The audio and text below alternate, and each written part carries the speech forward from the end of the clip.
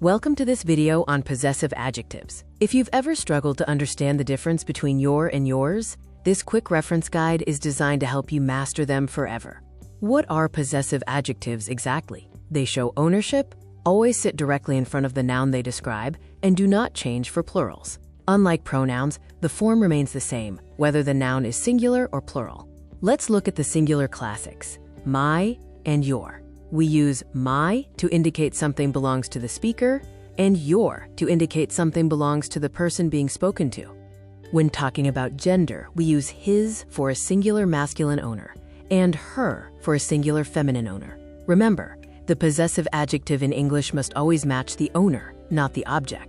Avoid the common grammar trap of its versus its. Its, with no apostrophe, is the possessive adjective for things or animals. Its, with an apostrophe, is simply a contraction for it is or it has.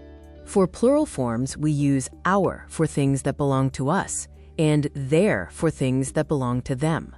This chart summarizes the relationship between subject pronouns and their corresponding possessive adjectives, along with examples to help you see them in action. Now let's test your brain with a few quick questions. See if you can correctly identify the right possessive adjective for each sentence based on the owner. Make sure to save this video so you can easily reference this guide whenever you're writing school essays or captions. Thanks for watching.